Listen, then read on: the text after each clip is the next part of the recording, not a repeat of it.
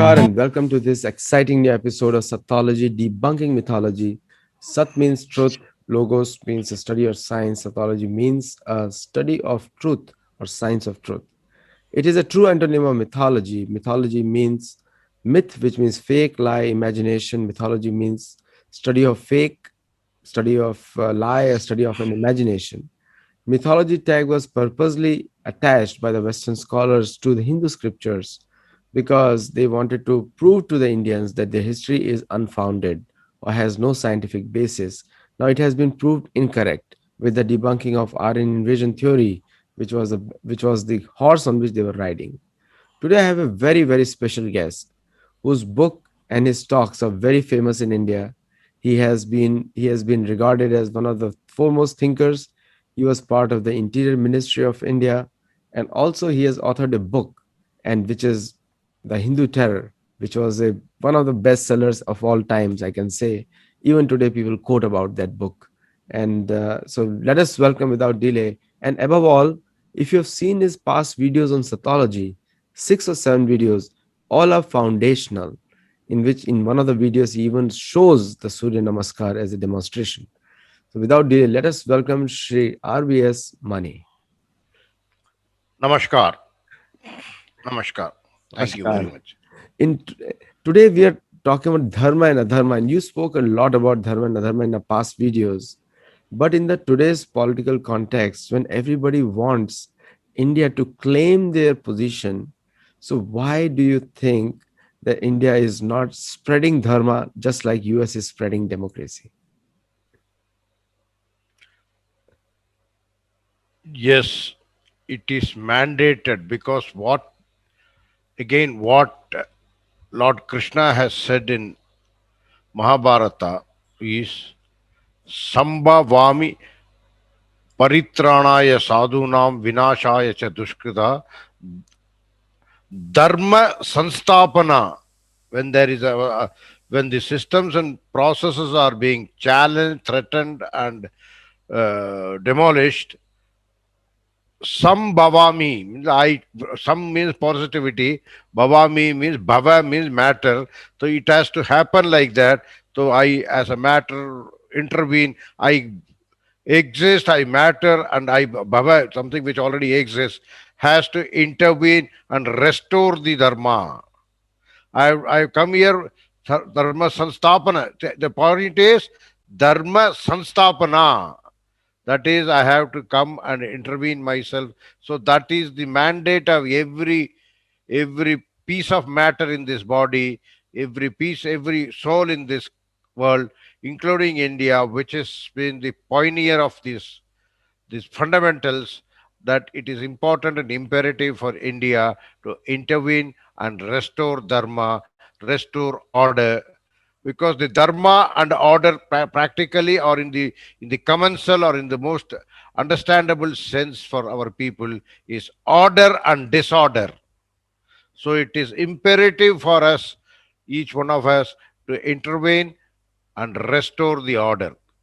Like in the home we do it, everywhere we do it. When there are institutions which are getting challenged, which are dispensing, which are functional institutions getting challenged, it is imperative for us to indeed intervene and surely restore order, that is restore the dharma. That is what I wanted to share with you at the outset.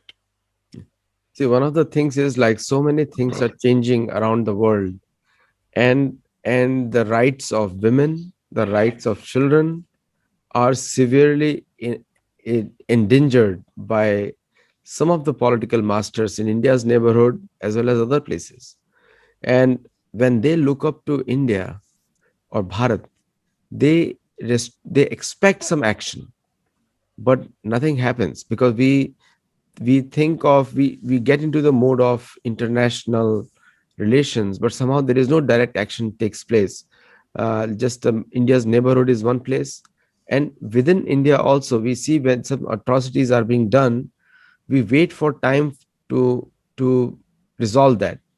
Do you think that is right, or do you think that India has to change because India is the largest custodian of dharma today? And See, See, we spoke about the Sanatana Dharma.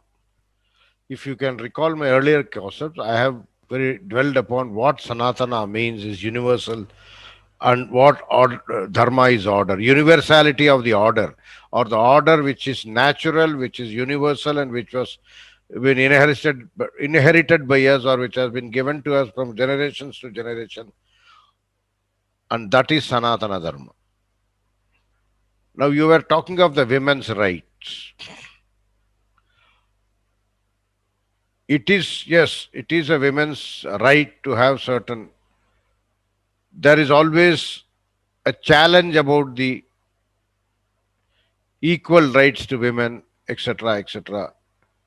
Let me get it very clear that women were always equal, they were never inferior. On the contrary, the Sanatana Dharma has, in fact, in a Shiva Shaktiya continuum, which again you can refer back to my video, Shakti is all powerful, and without Shakti, Shiva is a defined, it's simply a state of matter.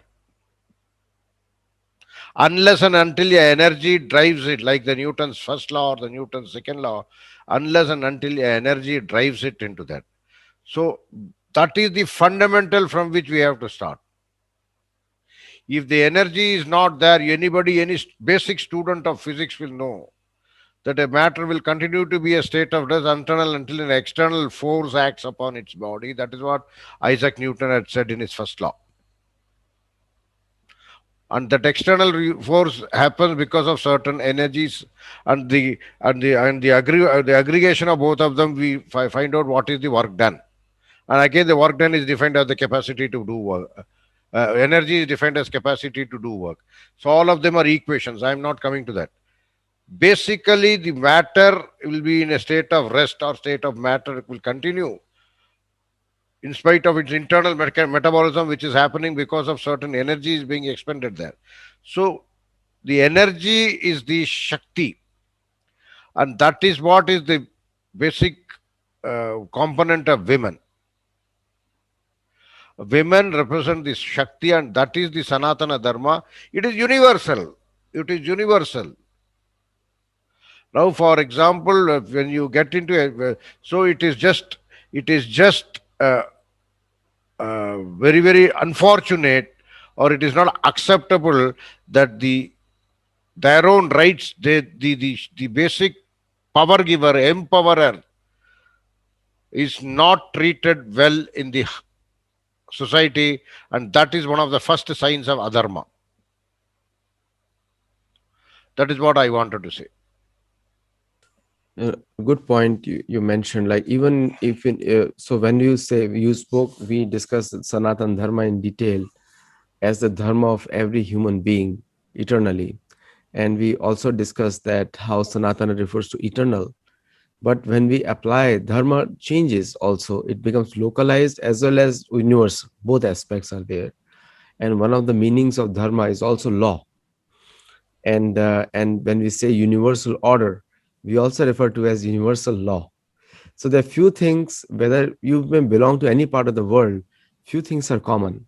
Everyone is looking for security, everyone is looking for protectors, everyone is looking for rights or to opportunity. I'm saying right to opportunity because everyone has a right to work. Adhikar hai, karmanye vadhikaraste. They have a right to work.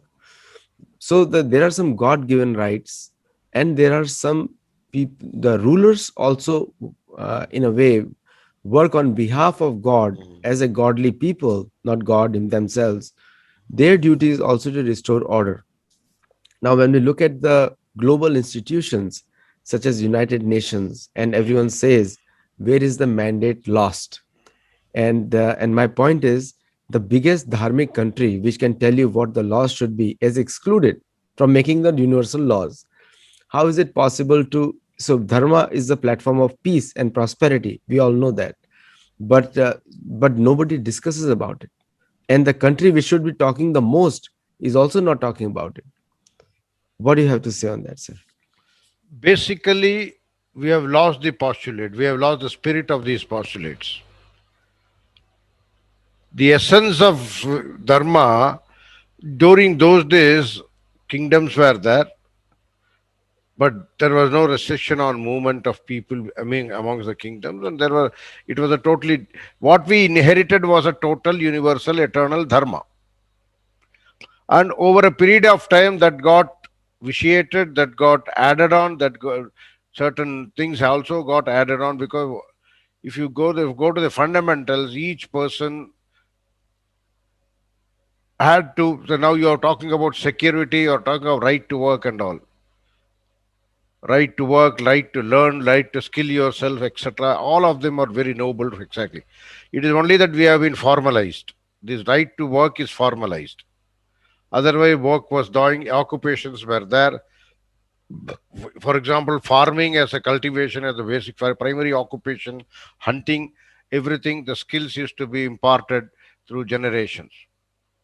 And prior to that, again, the who is to impart the basic lifestyle skills, living skills, the toilet training and all? Who is the person? It is the mother. You're talking of right to food. Who is your first? Let us take it to the fundamentals. Who is your first feeder? Who is your first Annapurni? Any human being. It is universal, irrespective of the society, irrespective of the nature, irrespective of ethnic culture, everything. The first mother is your first Annapurni, or she is your first food giver, and she is your first teacher. And these two are manifested as Shaktis in the Sanatana Dharma, because they are the fundamental powers from which the entire engine of your life begins. Without the basic skills of even walking, talking, everything, which again you inherited, which is again inherited from your mother. So you have to go to those fundamental levels to appreciate that the reason to respect, because that is where you have drawn all your entire energy from. You have drawn your entire energy of what you are delivering today, what you are doing today, whatever you are, as a man, you call yourself a man or a woman, as an ambition and all, you are drawing it all fundamentally because of that. In Sanatana Dharma, it is also called Yadevi Sarvabhuteshu Matru Rupena Samstita. It is one of the most important manifestation of Shakti. And that is one of the very fundamental manifestation of Shakti.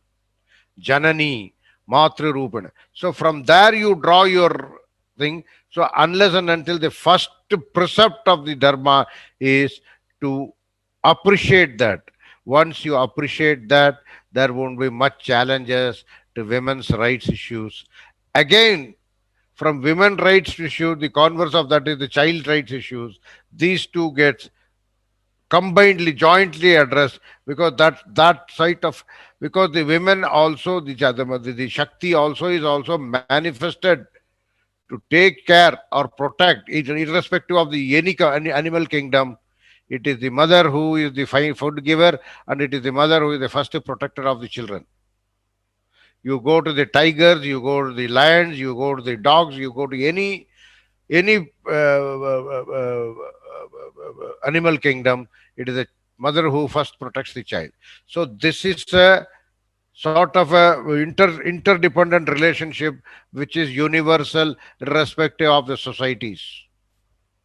From there, when these gets vitiated, when these gets challenged, these are all systems and processes which we have inherited from our nature, eternally inherited. It is not today it is happening. Even 20,000 years back also, this was the situation. And when this gets vitiated, adharma creeps in. Then the issues of women's rights, the issues, as per the modern conundrum, the issues of women's rights, the issues of child rights, all these things get thrown up. So fundamentally, it is you have to understand Shiva Shakti continuum at one basic thing, and that is where it's all happening. So with the today's political climate and the era of pandemic, and more, so the land of dharma has a obligation to the whole world to instill the truth and justice. Because see, when you see few hundred years back, India was the world's number one economy. India was the number one source of scientific innovation. India was the number one source of astronomical innovation, and the whole world got benefited.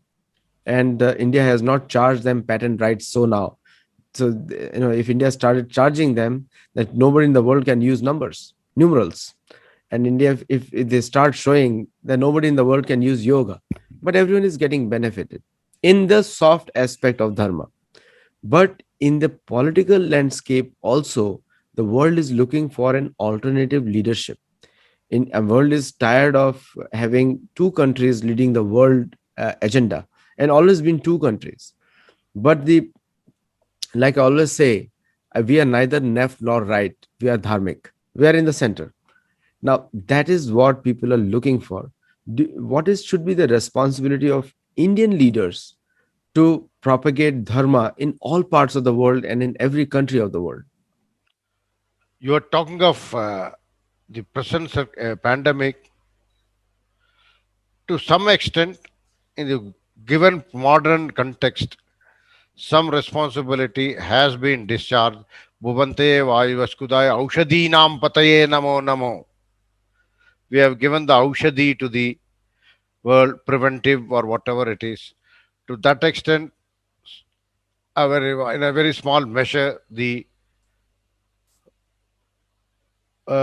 responsibility or the daitva got to a very small extent fulfilled by the Indian state. But we have to look beyond that. Political leaders, if you are looking only to the political leaders, they have their own agendas, their own issues of survival. And I personally feel that political leadership is antithesis of not the current political ecosystem is antithesis of the very Sanatana. It runs counters to it. Because one of the basic precepts of Rajadharma, or even normally in Sanatana Dharma, is the concept of Mahadeva, that is, a person. Mahadeva is manifested as Lord Shiva, but more importantly, you can also be a Mahadeva if you can control your desire and ego. Aham Moha, a person who can raise above the Aham and Moha, is Mahadeva. Similarly, and political leaders cannot, in the given set of ecosystem, achieve that. Although we have seen the Rama, what was Rama Rajya was a sort of a ruler Ram had attained a state of a state above the Aham and Moha, so that is the reason he could discharge the Ramarajya. So that way, but now the present leaders, it is far too ambitious to expect them to raise to this level of state, this status of Mahadeva. Having said that about the interventions and all, we need to accept that yes, yoga is there. We need to, it is for the yoga has not been spread by the political leadership. Yoga has been spread through the people to people contract, and each person living in this land of India, Bharata, is has to, as far as possible, explain the concepts of Sanatana Dharma, explain the contours of Dharma, order, and how every vitiation of this order, and it has to happen on a people to people or institution to institution level. Again, I say it was far too, because if the it's basically all the bodies of knowledge you quoted did not travel to outside the country at any political level. It has to be sort of a people's movement, and I am sure Sathology should take lead in it. You are disseminating a lot of things. More and more such media will come and disseminate, and it is only through that that this dharma propagation can happen. To expect I am not against any political leadership personally, but political leadership has far too many agendas for them to take up this level of that. And yoga is a very very fine point. Yoga propagated itself because of people to people enlightenment. It was the people's movement that sent the yoga all over the world. Am I correct? So we have to, for this type of restoration or the, you cannot expect each one is a Lord Krishna. Each one of you is a Lord Krishna, and you have to take the mantle of, you have to treat yourself because you are already existent. Lord Bhagavan did not say Sanjanami Yuge Yuge. He said Sambhavami Yuge Yuge. One amongst the existing matter, I will perform that.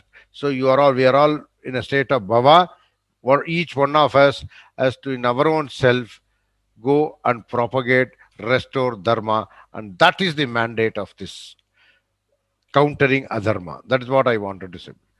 No, we are definitely not Krishna. We can only become a dust of his feet. We can never become him. But at the same time, we have the same qualities, Brahman, in the small quantities, but still, quality is the same. Brahmasmi. Now, coming to one point where you took the name of Krishna, so I'm asking you there where he says, Mai sarvani karmani sanyasya dhatma chetasa nirashir nirmamo bhutva yudhyasva vigat jwara. So the point he's trying to mention is that the adharma is always there. And people who fight against adharma, they become qualified to receive his mercy. And ultimately, we are all working from him directly or indirectly. Isha vastam idam sarvam yat kanchit. So we are working again for him. You So answered my question. now, no, my point is a little bit different, and because see, you wear many hats. You are on the dharmic side also the number one, but on political analyst side also you are number one. So on both sides you have that expertise. So I want to push you in there a little bit and ask you that this is the mandate, but when we as a human beings take that leadership, then we purify ourselves, because the more dharma rakshati rakshita, so all this, that was a quote by Draupadi actually telling Yudhishthir. Hmm. Now when we say when we claim that the dharma, the one of the examples of dharma is the common man, yadyad acharati shreshthas tatta devetaro jana, Tattadhyeva janotara.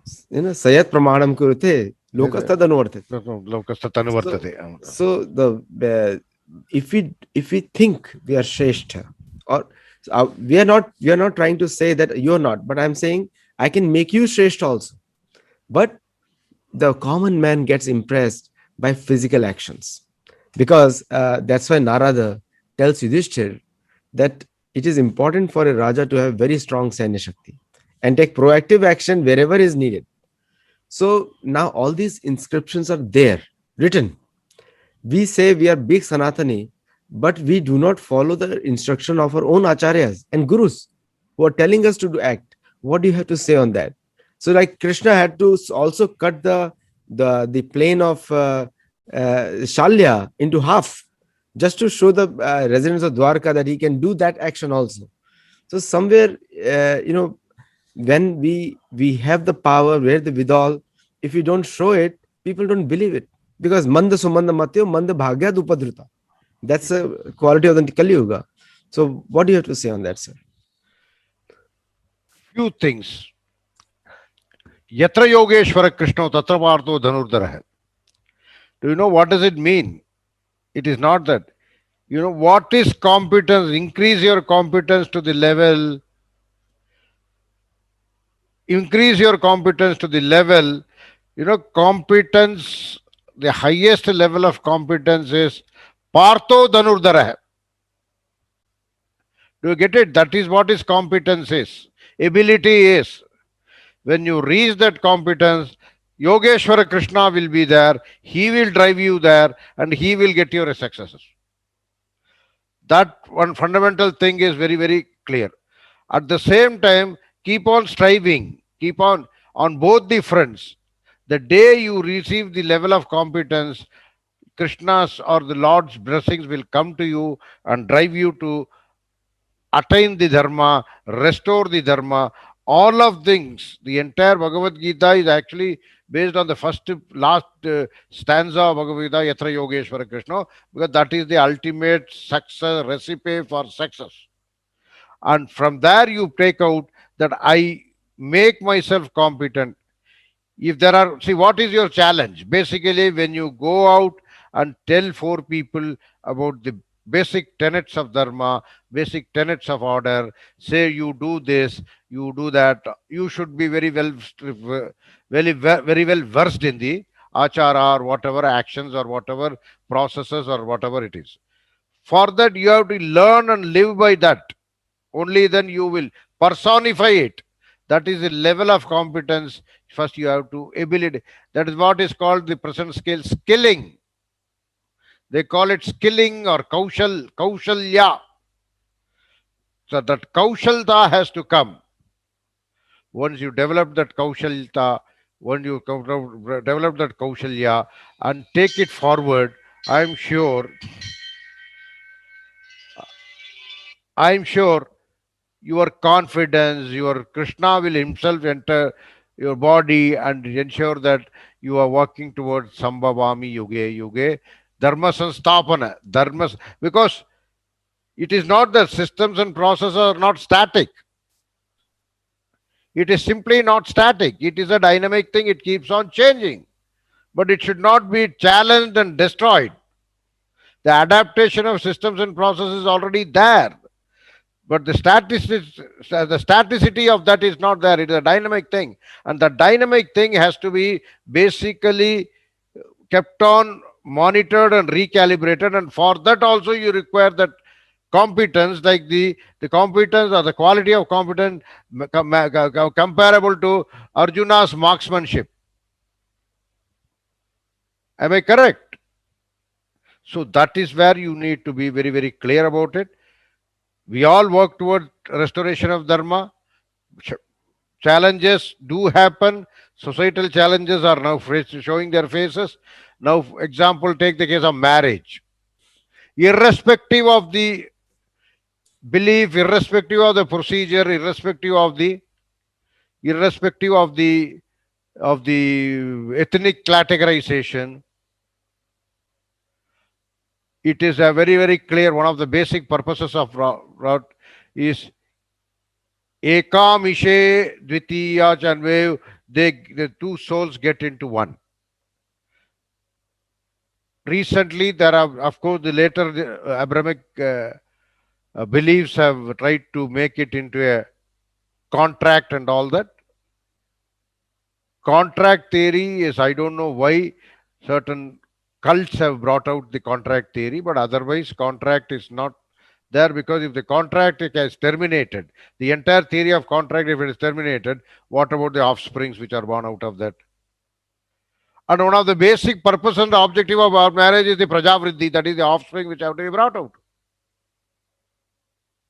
Eh? So that is a very fundamental thing. This is also in the seventh promise of the Shaptabadi of our Sanatana marriage. I will quote it later. But that is a very fundamental thing. So why I am saying is, the both souls have to get integrated together. If that is the situation, where is the divorce? You know, in Sanatana, there is no word for divorce. You know that? Very important thing. The concept, because when the concept is not there, the word is not there. Separation or divorce is not there in Sanatana concept. So, there, once you introduce the word divorce, that means there is a pre-existence of divorce. Pre-existence of divorce is one of the systems and processes which is getting challenged. A integrated family is getting cracks. Why cracks are appearing all over the place? Those cracks have to be, you have to be sensitive to those cracks. Instead of allowing those cracks, get in the remedies, get in the bombs. What is the basic purpose about most failure of marriages? If you take divorces, if you take divorce is a adharma. As per the Sanatana Dharma, there is no word. The divorce is a practice of adharma. Separation is a practice of adharma. I may be challenged by several people, but it's a fact of the matter that divorce is adharma. Adharma, what happens? So for adharma to occur, either it must be a ego or it must be a desire. You relate Where does adharma occurs? Because the state of Mahadeva is not there. That means in a divorce, there is either a pre existence of ego or a desire. Both the parties, if they strive, because they have taken a promise, Ekam Ishe Dvitiyam Vishnu Anvetu, to if they recall that practice of Sanatana, because what is Vishnu Anvetu? Vishnu represents maintenance, sustenance. That time you have you have promised each other to sustain the relationship. So that is the reason, if you take this to the logical conclusion, divorce should not happen if there is if there is no desire or ego. And in the modern time, it is much more the ego. Still, desires can be there, or both of them are correlated. And there, what is happening? I told you one of the important points. One of the important purposes of marriage is offspring, and mother is supposed to be the protector of the offspring, irrespective of whether you are humankind or you are animal kind. That's something which is prakritya. So that another set of dharma gets challenged. So like that, each set of each element of dharma gets challenged by one simple matter of ego or desire. So that balance, it sets the cat among the pigeons. That is what should be avoided. That is where the crux of the matter is: raise your level to the level of no ego, no desire in a relationship. I don't say you don't have to strive, you don't have a ambition. Ambition and desire are different. When you are when you don't show your ambition before your spouse, who is your sahadharmini, you have taken a vow, or women should not show her ambition before that. Brag her ambition. Share your ambitions. Share your ambitions, please. Support each other in achieving those ambitions. That is not a desire, but the desire, and having achieved the ambition, to look down upon your own spouse, to brag it before that, to slide the person, that is again a matter of ego. And these two are best avoided. You will not find divorces happening. You will try. I'm willing to bet on it. I'm willing to counsel many of the divorced people on this very theme. If you go to a counselor, marriage counselor, he will charge tens and thousands of dollars and going to give you the same thing fundamentally. So the remedy to this lies here. Please, let us do it. Wherever the adharma is there, you can correlate it to the desire and the Mahadeva continuum, and you will find a solution there. Am I correct? Yes, good points. Very good point you made on the personal side of dharma as well. This is swadharma. And Sadhana. also you set the platform for it. And I can use some technical terms with you. Sometimes I cannot use with many other people, but I can use with you. So Swadharma you mentioned, and I also did mention about the Rashtra Dharma, which also you spoke about, and also collectively as a nation, because India has emerged as the leader, especially during this period, and people are looking forward. And somehow the leadership of India, I'm talking about the political leadership of India, have to take their identity more seriously, because the world is looking for solutions, in which India has. India has solutions on all aspects, but unfortunately, it is still sleeping, and it is not proactively taking part. And where what can you tell to those people who are in the position, who are put by their karma in that position? Now they have to remember that dharma is only attained because of karma. So karma is the pradhan, principal thing. You can speak all about it, just like in the Western countries have a problem that they speak from prepared speeches. They don't believe in what they say. They speak. And sometimes Indians take it very seriously, but they are just speaking from a speech. The speech writer may be dharmic, but they are not dharmic. They don't believe in anything that they spoke. They forget about it. But in the land of dharma, which is India, There, the karma is considered more important than vach. So when we talk like that, when we say, so where is the action lacking? What is the action lacking? Few things. First is you said the Yadhyada Sharti Shrestha Tadyadeva Janotara. That Shrestata has to do not just Vacha, but the, the action should be more pronounced in the Karma and Manasa. Manasa, Vachasa, Karmana. So all three should act in unison, all should be in harmony. Number two is Shrestata has to lead by example, but at the same time, as I have said, each one of us can still make a difference because certain icons, elements of dharma cannot be driven through the political leadership. It has to be through the common man. Janotaraha has to be involved in that common man, the followers, because everyone is a Lord Krishna. Hamas Brahmosmi, you Tattvamasi. Everyone has a has to act karmana. Every karmana has to be towards the maintenance and restoration and sustenance of dharma. So that is the way the single force. And if it is, see, basically what is democracy is the leader gets the collective mandate of the people. What I am talking is once the karma at the people's level, at the eva janotara level, if we are able to spread it, the Shrestata will be compelled to take it as a national agenda or as an international agenda and start working towards this. That is also one of the ways of achieving the goal. What we call what the management expert call the bottoms up approach instead of a top down theory. So let the people to people level, let the boys can come and together. There are a lot of people living in United States for the third generation, like Atul Brahma, the unmatched creator. There are many Atuls in this conversation. I'm sure they will do a Atulya work, unmatched work in spreading this dharma, the concept of dharma and adharma, and how valid they are to to the masses, irrespective of whichever group, ethnic beliefs, and other ethnic groups they may believe, if they come out from social structures they may be coming out from.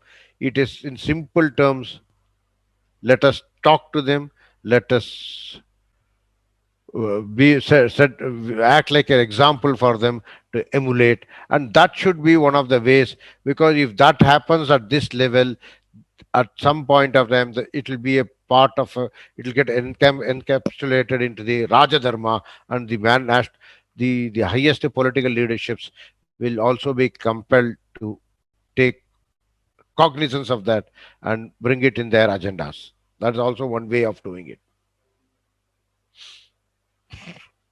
Thank you, RVS Maniji, for your time today and sharing with us. And I know you're very passionate about it. So, for those who do not know, check out the book, The Hindu Terror, which he wrote, and also follow him on Twitter. He's very active there, RVS Money. And you can see him in many TV stations in India.